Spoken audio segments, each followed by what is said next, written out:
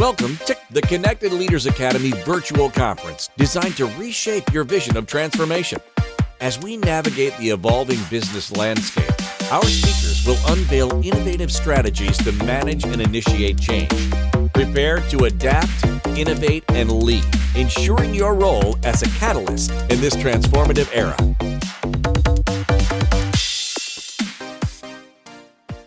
I'd like for you to take a moment and ask yourself, who am I becoming? Because whether we realize it or not, we're always becoming something. Every thought, habit, and experience we have is shaping us. But let's be honest, how many of us have ever felt stuck, repeating the same patterns, carrying the same weight, moving through life on autopilot instead of actively creating it? We wake up one day and ask, is this all there is? Why do I feel disconnected? How do I get back to the life I was meant to live? This is where we need a reboot. So, what is a reboot exactly? In technology, when a system goes down or glitches or stops functioning, what do? We reboot it. We clear the excess, we clear the memory, we restore function, we get the system back to its optimal state. But here's the truth, we as human beings need the same process.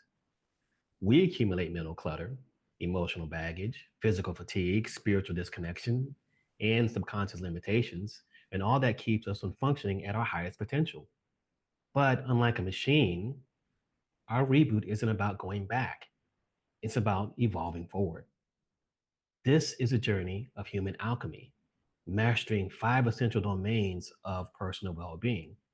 That would be emotional well being, how we regulate, heal, and elevate our emotional states; mental well being, which is how we create focus, clarity, and resilience in our thinking; physical well being, how we strengthen, fuel, and move our body with intention; spiritual well being, how we align with purpose and deepen our connection to self; and ethereal well being, how we expand beyond the material world, unlocking deeper wisdom and true connection.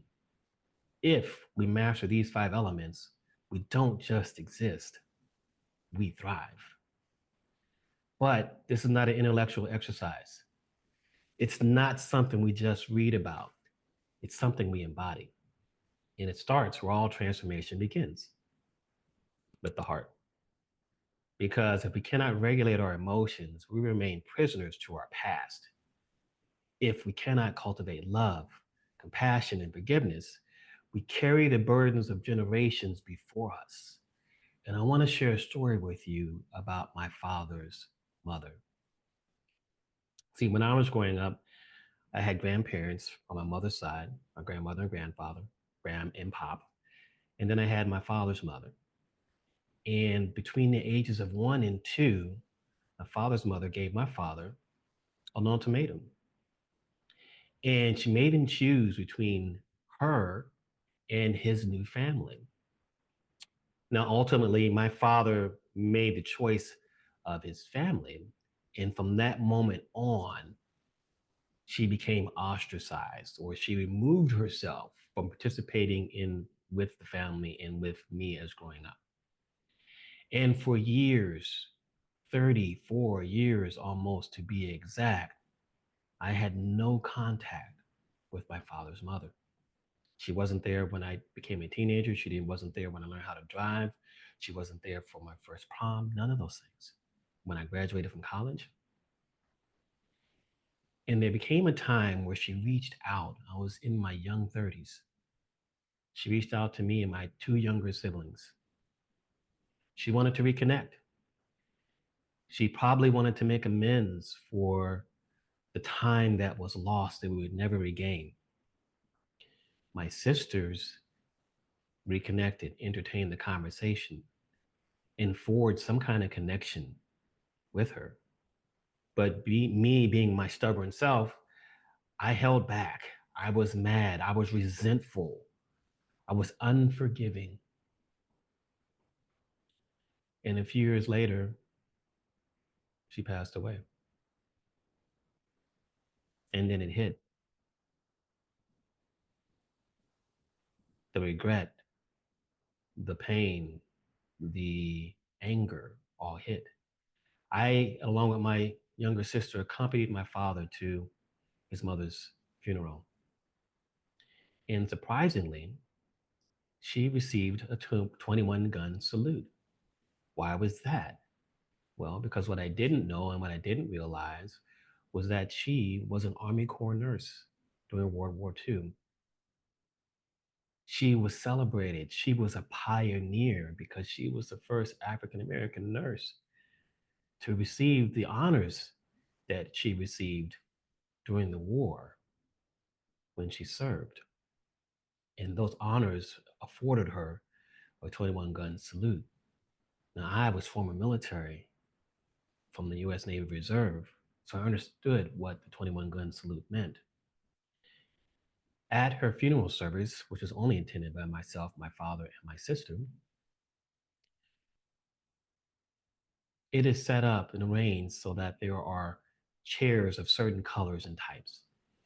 And in that type of funeral, all the chairs are blue except for one, the red seat. The red seat is reserved for the family member who is the closest to the person who's passed away. The person that should have been sitting in that seat was my father. The person who ended up sitting in that seat was me. The service progressed and finished, and then the honor guard comes out and they do the 21 gun salute, and then the honor guard comes out to do the flag ceremony. And the flag was folded as in a precision manner as it's always done. And then the flag, when it's folded into a triangle, is handed to the person sitting in the red seat. The rush of regret was heavy. And then I carried that for almost 15 years until I had a moment where I was seeing a person who was a spiritual medium who had a conversation with me about my past, my present, and what my potential future looked like. And in that conversation, they said, I have a message for you from one of your ancestors. Now, being of skeptical mind, I wasn't really sure how to take that at the time until she said, the person said to tell you that it's his father's mother and say it just like that so he'll understand who it is. And she said, your father's mother wants me to tell you that you know who she is. And then it hit me. I was always regretting the fact that I couldn't forgive her. And the person that I really needed to forgive wasn't her, it was me. It was me because I'm the one who held on to the regret. I'm the one who held on to the anger. I'm the one who held on to all the despair, the loss of that relationship. I'm the one who didn't give her compassion or love to allow her to come back into my world, even if it was only for a day, a minute. And so I learned how to forgive myself in that moment. In forgiving myself, I was able to cultivate more love, more compassion. And it's a testament to being able to regulate and manage our emotional states and how we feel and not become our feelings, but feel them and allow them to pass through. When we're able to regulate our emotions, we are able to free ourselves from the burdens of the past. We step into the present with greater clarity, resilience, and ultimately love. But here's the thing that I've learned. Emotional mastery is not enough because even when our hearts are in the right place, if our mind is in chaos, we struggle to find peace. The mind is where battles are fought. The overthinking, the stress, the distractions. But mental well-being isn't about silencing the mind. It's about mastering its rhythm. I'm going to take you back to a place where I was looking for clarity in the middle of chaos, and it actually began on the Atlantic Ocean. When I was in the military, I was a cadet on a ship, And in the North Atlantic, the storms get really bad. And we found ourselves in one day while we were traversing over the Atlantic Ocean over to the Mediterranean Sea. And the waves were 100 feet high. The wind was blowing, the rain was coming down. You couldn't see anything but just blackness, darkness. The ship was moving up and down, rocking left and right, being tossed around like a piece of paper on top of this vast ocean. And the captain looked at me and said, "Cadet, where are we on the radar?" Because that was my job. And I'm looking at the radar. I said, "The captain, we're right in the middle of this thing." He said, "Look on the radar and see if you find a spot that's really clear." And I did, and it must have been a good 5 to 10 nautical miles away. And so I told him where it was located. "Cadet, you got a choice. Do we keep moving forward or do we head to that spot that you just found?" And in the moment, I didn't know what to do. I didn't know what to think. I was only 18 years old, never been in the ocean before, never been on a ship. And I was on a 1,000-foot ship that was being tossed around like a potato chip. "Cap, I think we need to go to the circle that you just the space right there. That's where we need to go." He said, "Give the order." So I gave the order to the helm. We turned the ship slightly and we made our way to that spot, which is about 10 miles away. It seemed like it took an eternity to get there. Tossed around left and right, fighting the ocean. And then suddenly we punched our way through. And it was like, wow. Suddenly the sky cleared. The sun was shining. The water was like glass. The wind all but stopped. Complete stillness. We had gone through the ocean, we had gone through the storm, but now we were in a space where it was complete silence.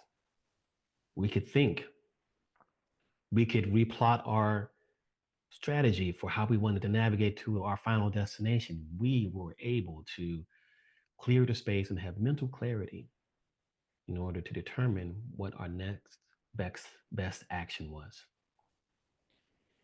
That is the experience when someone meditates, when someone transcends.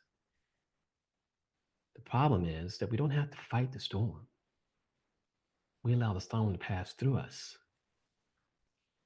And when we're able to master the mind, we're able to master the moment, find clarity.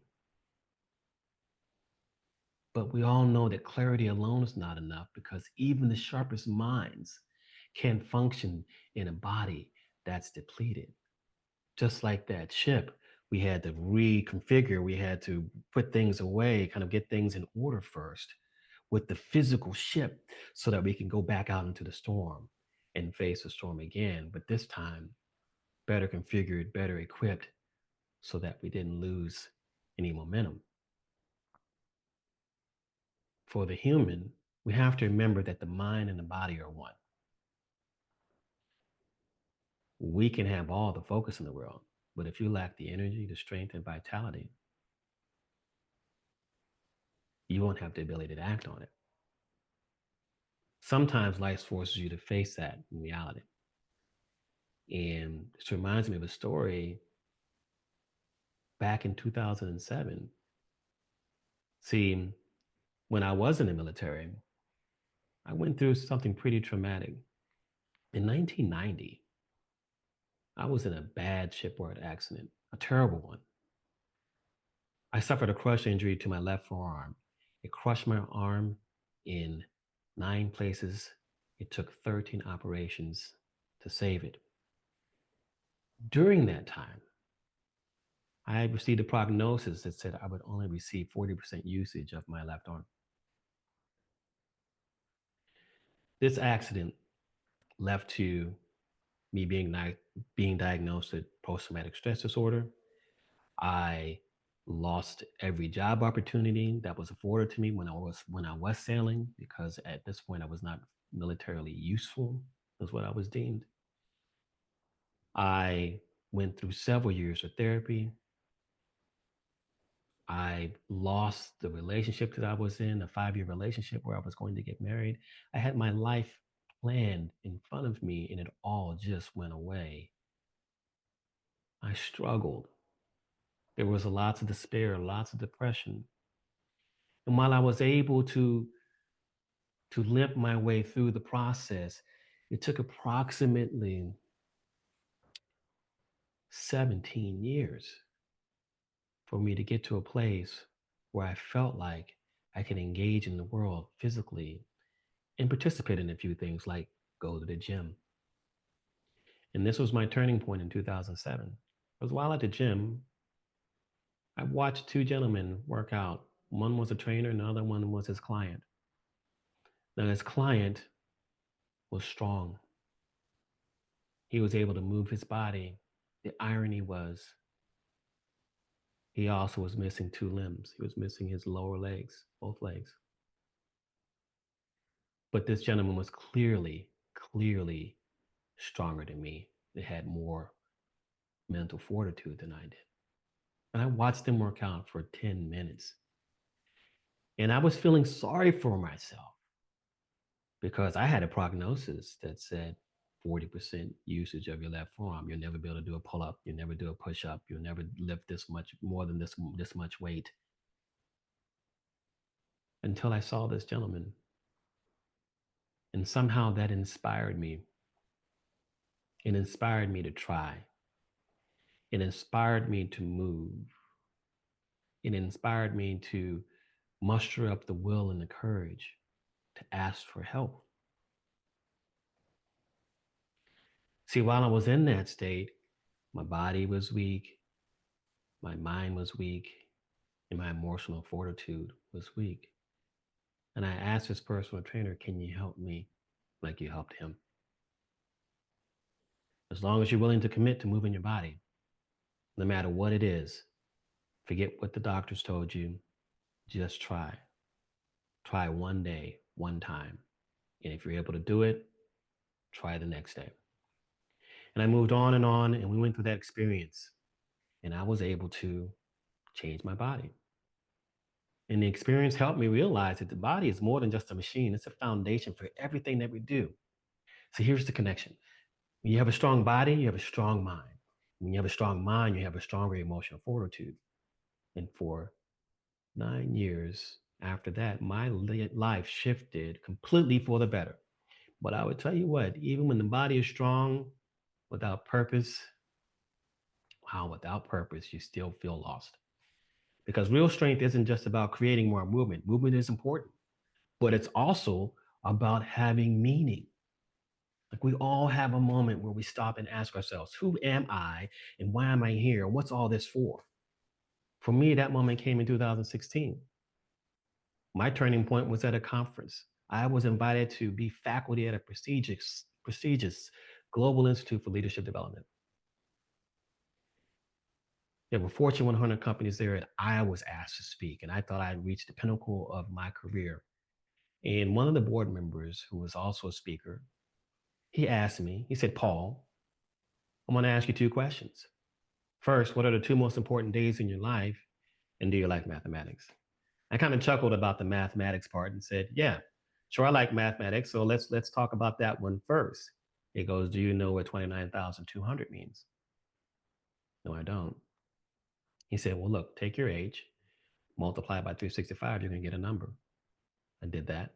He said, now take that number and subtract it from 29,200. I did, and I got a number. He said, that number represents the number of days you statistically have remaining in this life, because that number, 29,200 days, is a number of days that humans statistically live, life expectancy. And I was like, whoa, let's answer these questions. What are the two most important days of your life?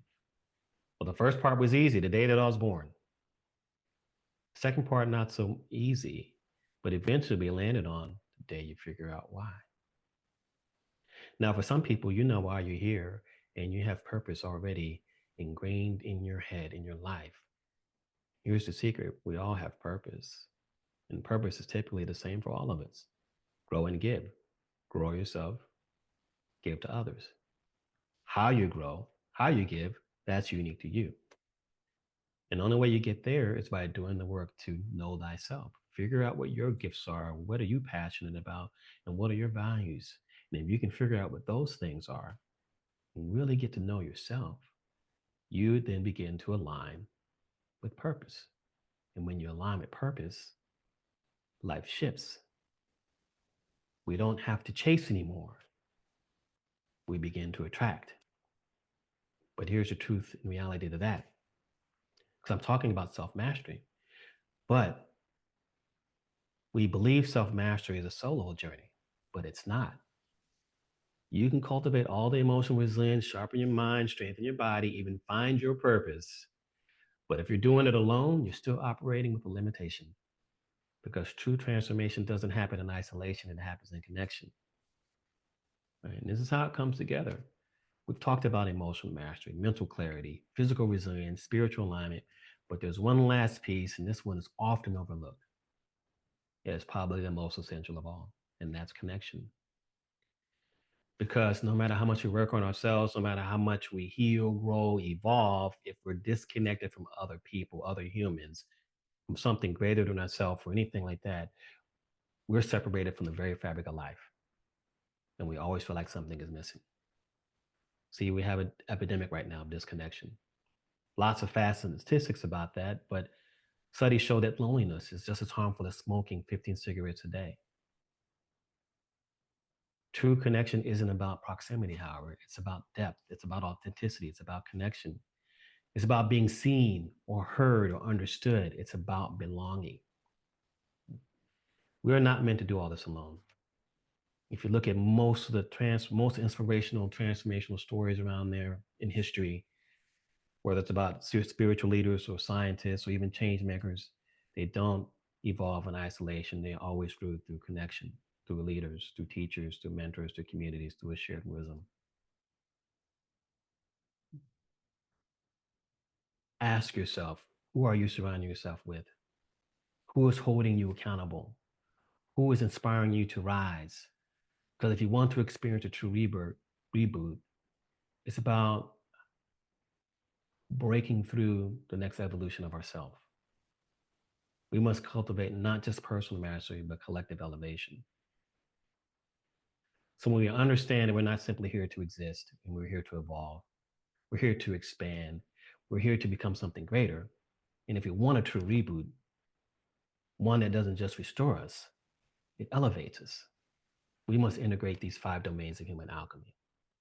We must get on a journey to cultivate emotional well-being, mental well-being, physical, spiritual, and ethereal well-being. It's not about upgrading one part of your life. It's about elevating all of you. The time is now. The decision is yours. Are you ready to reboot? My name is Paul McFadden, the CEO of Evolve Human Potential, and I look forward to joining you on the journey. Thank you.